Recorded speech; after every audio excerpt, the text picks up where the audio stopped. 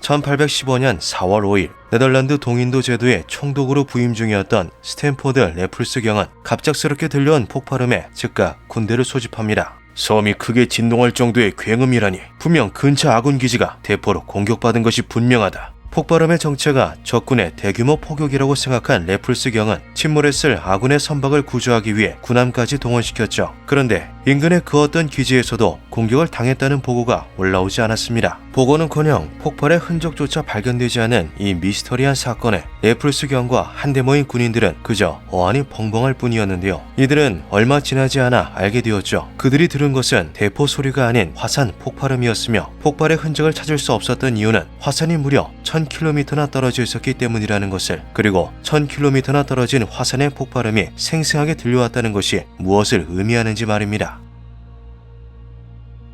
폭발의 정체는 인도네시아 동부 숨바와 섬에 위치한 탐보라 화산이었는데요. 4300m에 달하는 거대한 화산이 요동치며 어마어마한 양의 분출물을 뿜어낸 것이었죠. 숨바와 섬의 수많은 왕국과 주민들은 현세에 강림한 지옥도를 마주하고 있었습니다. 모든 것을 잿더미로 만드는 마그마가 끊임없이 흘러나왔고 1400km 거리의 몰루카 제도에서도 선명히 들릴 정도의 끔찍한 폭발음은 주민들의 고막을 찢어놓았는데요. 그로부터 약 4일간 크고 작은 폭발음이 계속되었죠. 래플스 경은 자바섬에 떨어지는 화산재를 응시하며 부디 이번 폭발이 이 정도로 마무리되기를 빌었습니다. 하지만 그의 바람과는 정반대로 이 모든 폭발들은 탐보라 화산의 몸풀기에 불과했죠. 1815년 4월 10일 19시 인류의 상상력을 아득히 뛰어넘는 초대형 폭발이 일어납니다. 탐보라 화산에서 2600km 떨어진 수마트라에서도 폭발음이 울려 퍼질 정도였는데요. 이는 필리핀 마닐라 혹은 베트남 하노이에서 발생한 폭발이 서울에서 들려온 것과 동일한 거리로 실로 어마어마한 위력이었죠. 화산 폭발 지수 7, 약 500년에서 1000년을 주기로 일어나는 이 초거대 규모의 폭발은 인류가 역사를 기록하기 시작한 이래 가장 커다란 것이었습니다. 이는 숨바와 섬을 송두리째 날려버린 것으로도 모자라 인근의 왕국들 역시 말 그대로 지워지고 말았는데요.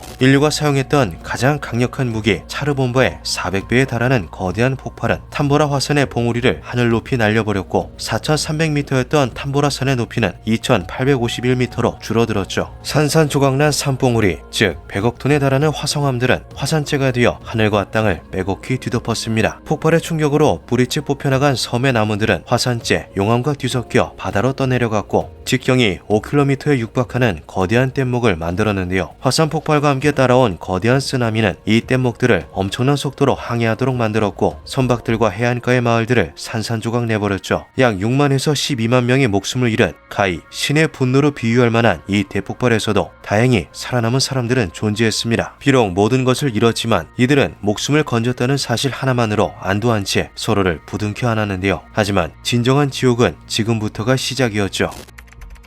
대규모의 화산 폭발이 3년간 잇따라 발생한 결과 지구의 대기에는 상당한 양의 이산화황이 흩뿌려져 있었습니다. 이산화황은 최근 과학자들이 지구온난화의 해결책으로 성층권에 이산화황을 뿌리자라는 제안을 했을 정도로 햇빛을 차단하는 데 탁월한 효과가 있는데요. 탐보라 화산의 대폭발로 100메가톤에 달하는 어마어마한 양의 이산화황이 대기 중에 추가로 흩뿌려지며 지구에 도달하는 햇빛 중 상당한 양이 감소하게 되었죠. 그 결과 맨눈으로 태양을 관찰할 수 있을 정도로 전 세계의 하늘이 뿌옇게 변했습니다. 모든 것을 뒤덮은 건조한 안개는 태풍이나 폭우에도 사라지지 않았는데요. 두꺼운 이산화황층으로 완전히 밀봉된 지구의 온도는 급속도로 하락하기 시작했죠. 1816년 사람들은 무언가 잘못되었다는 것을 깨닫기 시작했습니다. 1816년 5월 17일 날씨가 너무 추워서 난로에 커다란 불을 피워야 했다. 5월 18일 어젯밤에는 많은 소리가 내렸다. 7월 6일 날씨가 점점 더 추워지고 있다. 세상이 어둠에 둘러싸여 있는 것처럼 보인다. 옥수수 농사를 망쳐서 사람이나 짐승이 먹을 게 있을 것 같지가 않다. 우리는 매일 난로에 불을 지피고 있다. 지구 평균 기온이 0.4에서 0.7도가량 떨어진 결과 지구상에서 여름이라는 계절이 사라져버린 것인데요. 여름 없는 해로 불리는 이 대재앙은 인류의 역사를 완전히 뒤바꿀 정도로 커다란 영향을 전 세계에 끼쳤죠. 1803년부터 1815년 1905년까지 유럽 전역을 전란에 빠뜨렸던 나폴레옹 전쟁을 막 마친 상태였던 유럽은 깊게 패인 전쟁의 상흔으로 식량 부족에 시달리고 있었습니다. 이런 상황에서 상흔을 회복시켜줄 예정이었던 유럽의 광활한 곡창지대가 때 아닌 한파에 생산력을 대거 상실하게 되며 수많은 아사자가 발생하게 되는데요. 헝가리와 이탈리아를 비롯한 여러 나라에 화산재가 섞인 붉은색, 갈색의 눈이 1년 내내 쏟아져 내렸죠. 이상기후는 강풍과 폭우를 동반한 폭풍을 유럽에 불러왔고 수많은 강들이 범람하며 곳곳에서 피해가 속출했습니다. 기후체계가 무너지며 강을 따라 내륙으로 바닷물이 범람했고 이로 인해 장티푸스 따위의 수인성 전염병이 창궐했는데요. 빵이 아니면 피를. 기근과 더불어 잇따른 자연재해는 서로가 서로를 잡아먹는 지옥도를 만들어냈고 유럽 곳곳에서 성난 군중들의 폭동과 약탈이 벌어졌죠. 역설적으로 이 음울하기 짝이 없는 풍경은 예술가들에게 새로운 영감을 불어넣어줬습니다. 빌어먹을 안개, 비, 끝날 줄 모르는 축축한 날씨, 대낮에도 한밤중처럼 촛불을 밝혀야 한다네. 알프스를 관광하기 위해 스위스까지 떠났지만 이상기후 때문에 방 안에 틀어박혀야만 했던 영국의 시인 조지 바이런은 시간을 때우기 위해 친구들과 무서운 이야기들을 주고받았는데요. 다벨은 점차 쇠약해져 갔다. 기침도 하지 않고 정신을 잃지도 않았지만 날마다 더 심해졌다. 그럼에도 그는 온화했으며 자신의 피곤함을 불평하지 않았다. 그러나 그는 분명히 쇠약해지고 있었다. 다벨은 점점 더 침묵하더니 잠도 못 이루게 되었으며 마침내 너무나도 심각하게 변해버렸다. 이 과정에서 탄생한 조각이라는 짧은 미완성 단편은 이후 존 윌리엄 폴리도리에 의해 기념비적인 소설 뱀파이어로 재탄생되었으며 자리에 함께 있었던 메리 셀리는 1818년 최초의 SF 소설인 프랑켄슈타인을 출간했죠. 수많은 화가들은 기묘한 풍경들을 화폭에 담아내며 훗날 인상파에 커다란 영향을 미치기도 했습니다. 한편 기근은 사람뿐만 아니라 가축들 역시 죽음을 면치 못하게 만들었는데요. 수많은 말들이 유럽 곳곳에서 한 끼 식사로 전락했고 그 결과 말을 대신한 교통수단이 필요해졌죠. 그렇게 탄생한 것이 바로 오늘날 자전거의 원형인 드라이지네입니다. 스위스의 발드 바그네스에서는 얼어붙은 물이 거대한 천연댐을 만들어내는데요. 마침내 여름이 돌아온 1818년 얼음댐이 더위를 버티지 못하고 깨져 3년간 쌓인 1800만 톤에 달하는 물이 마을을 덮치며 커다란 인명피해를 발생시키는 일도 있었죠. 미국과 캐나다 역시 끊임없이 내리는 눈과 서리 그리고 한파로 인해 커다란 기근이 발생했습니다. 다행히 이주민 출신이 대부분인 이들은 척박한 환경 속에서도 강인하게 살아남는 법을 알고 있었고 옥수수를 비롯한 몇몇 작물들이 성공적으로 재배되며 유럽만큼의 피해는 발생하지 않았는데요. 오히려 유럽에서 농산물 가격이 급등했다는 사실에 주목한 미국인들이 자영농으로 직종을 대거 전환하는 일이 벌어졌죠. 당시 유럽은 시민들의 분노를 잠재우기 위해 정부가 직접 농산물을 대량으로 매입하고 있었고 이를 바탕으로 미국인들은 떼돈을 버는데 성공합니다. 그런데 어처구니 없게도 이것이 커다란 나비 효과를 불러오고 마는데요. 1817에서 1818년부터 서서히 기후가 안정화됨에 따라 유럽의 곡창지대가 재가동된 것이 시작이었습니다. 이에 따라 유럽 내 농산물 가격 역시 하락하기 시작했고 미국에서 비싼 돈을 주고 식량을 수입해올 필요가 없어지자 과도할 정도로 증가한 상태였던 미국 내 자영농들이 연쇄적으로 파산하게 된 것인데요. 문제는 대부분의 자영농들이 대출을 받아 농경지를 구매했다는 점이었죠. 이들은 대출을 갚기 위해 너도 나도 농경지를 판매하려 들었습니다. 농산물의 가격이 계속해서 하락할 전망이기 때문에 수요가 존재하지 않는 상황에서 농경지의 공급만 계속해서 발생하자 자연스레 농경지는 대폭락하게 되는데요. 이로 인해 토지를 담보로 한 신용대출 상품 역시 모조리 망하게 되었고 그로 인해 화폐의 가치가 경제에 함께 무너지고 말았죠. 이른바 1819년 공황으로 불리는 이 사건은 장기적으로 미국이 유럽에 의존하는 식민지적 상업체제에서 독립경제로 전환하게 되는 커다란 계기가 됩니다. 또한 처음으로 부채 탕감 정책 및 빈곤층을 대상으로 한 공공정책에 관심을 기울이게 되며 공교육 시스템이 크게 발전하는데요. 탐보라 화산 폭발이 오늘날의 미국을 탄생시켰다고 봐도 과언이 아닌 것이죠.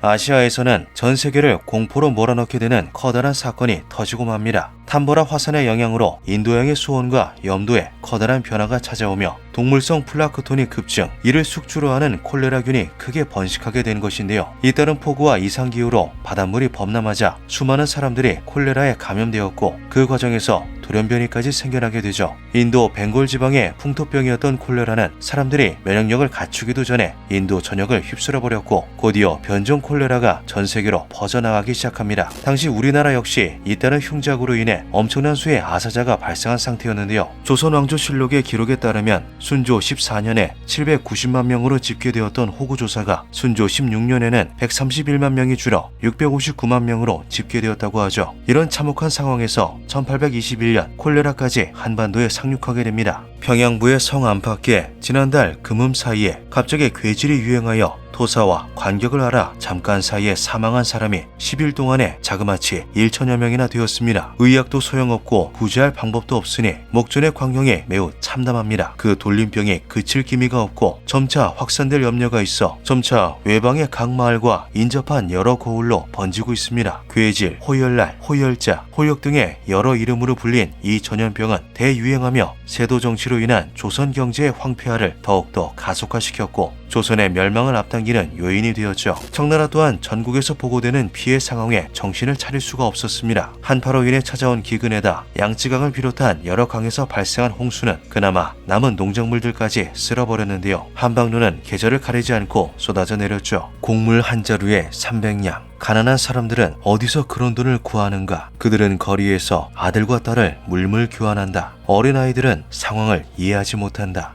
그보다 나이가 많은 아이들은 눈물을 훔친다. 그만 울고 그를 따라가렴. 팔렸다는 건 축복이야. 너를 산 사람이 너에게 밥을 줄 테니. 차가운 바람이 얼굴을 스칠 때마다 부모는 눈물을 닦는다. 집에 돌아온 그들은 잠에 들지 못한다. 한밤중 새들이 노인처럼 신음하는 동안 부모가 자식을 팔고 사람들이 서로를 잡아먹는 기근은 3년간 지속되었습니다. 특히 피해가 심각했던 운남성의 농부들은 임시방편으로 환금성이 높은 양귀비를 재배하기 시작했고 이렇게 생산한 아편을 팔아 쌀을 구매하였는데요. 이윽고 한때 황금빛 벼가 넘실댔던 운남 지방의 경작지들이 온통 양귀비로 뒤덮이게 되었죠. 그리고 이것은 청나라 멸망의 초석이 되고 맙니다. 19세기부터 청나라의 차가 영국에서 큰 인기를 끌기 시작하며 1년에 2만 8천 톤에 달하는 은이 영국에서 유출되고 있었는데요. 청의 사치품들 또한 어마어마한 양이 수입되는 상황에서 영국의 주요 상품인 인도산 면화는 청나라의 비단과 도자기 수요에 비할 바가 되지 못하였죠. 무역 적자가 계속되자 영국은 인도산 아편을 청으로 수출해 돌파구를 마련하고자 했고 삽시간에 청나라 사람들이 중독자로 전락하며 영국은 큰 수익을 보게 됩니다. 그러나 탐보라 화산의 영향으로 운남성에서 대량의 양귀비가 재배되자 영국의 수익성이 크게 악화되기 시작했고 여기에 청나라가 대대적인 아편 단속을 시행하며 두 나라 간의 갈등이 점차 커졌는데요. 결국 영국 상인들과 청수군 간의 천비해전이 발발, 영국배 단 2척에 청해배 26척이 격침당하는 충격적인 일이 벌어졌죠. 일전까지만 하더라도 동양에 잠자는 사자라는 신비로움을 가지고 있었던 청나라는 이 사건으로 인해 부실한 실체가 들통나게 되었고 이후 개전된 아편전쟁과 더불어 청으로 하여금 여러 불평등 조약을 맺게 되는 계기로 작용하였습니다. 그렇게 청나라는 서구 열강들의 식민지 취급을 받는 치욕 끝에 결국 멸망하게 되는데요. 이것은 이후 중일전쟁의 배경이 되었고 전쟁으로 인해 약체화된 중화민국이 중국 공산당에 패배하며 지금의 중국이 등장하는 배경이 되었죠. 이와 같이 탐보라 화산 폭발은 수많은 나비 효과로 세계사를 크게 뒤흔들었습니다. 유럽의 경우 식량 부족과 사회 혼란을 통제하는 과정에서 각국 정부의 권위주의적 성격이 강화되었는데요. 이는 파시즘에도 커다란 영향을 미쳤고 세계대전을 촉발시키는 원인이 되었죠. 반대로 기근으로 인해 붕괴된 아일랜드를 돕기 위해 1817년 영국 국회에서 통과된 빈곤층 고용촉진법은 복지국가의 초안을 작성하기도 했습니다. 사회 인프라를 건설하는 데 나라 돈을 투입할 수 있도록 만든 이 공공근로 프로그램은 현재 모든 나라의 기본 경제정책으로 성공적으로 자리 잡았죠. 조선에서만 50만 명 이상, 전 세계에서는 4천만 명이 넘는 희생자를 낸 콜레라는 공중위생이라는 개념을 확립시켰습니다. 영국에 상륙한 변종 콜레라는 영국인의 평균 수명을 17살로 줄여버렸고 이 참상에 충격을 받은 의사들은 노동인구의 공중위생 상태 보고를 발표하게 되는데요. 그들은 폐기물 처리와 상하수도 시스템을 통해 깨끗한 물을 공급해야 할 것을 강력하게 주장했죠. 그 결과 현재 우리는 수도꼭지를 돌리는 것만으로 식수로도 사용이 가능한 깨끗한 물을 얻을 수 있게 되었습니다. 안타까운 것은 콜레라는 지금 이 순간에도 낙후된 지역에서 계속적으로 유행하며 수많은 수많은 희생자를 만들고 있다는 것인데요. 만약 탐보라 화산이 없었다면 이런 비극은 발생하지 않았을지도 모르죠. 진정 우리를 두렵게 하는 것은 폭발하게 될 경우 인류의 역사를 송두리째 바꿔놓게 될 제2의 탐보라 화산들이 존재한다는 사실입니다. 북한의 잇따른 핵실험으로 분화 위험이 계속해서 증가 중인 백두산이 그중 하나로 연구 결과에 따르면 북동풍 날씨에 백두산이 규모 7로 분화할 경우 대한민국의 농작물 피해만 약 4조 5,189억 원에 달하게 되며 분화 48시간 후에는 남한 전역이 화산재에 뒤덮인다고 하는데요. 10월 7일 밤 하얀재가 눈처럼 흩어져 내렸다. 다행인 점은 946년에 백두산이 이미 일본까지 영향을 미칠 정도의 대폭발을 일으켰던 적이 있는 데다 1702년, 1903년 분화하며 마그마방이 비어져 우리가 살아있는 동안은 역사가 바뀔 만한 대폭발이 일어나지 않을 거라는 것이죠. 하지만 현실적인 공포가 바로 옆 나라에 도사리고 있습니다. 300년간 분화하지 않은 후지산은 당장이라도 폭발할 수 있다는 지질학자들의 경고가 끊임없이 잇따르는 중인데요.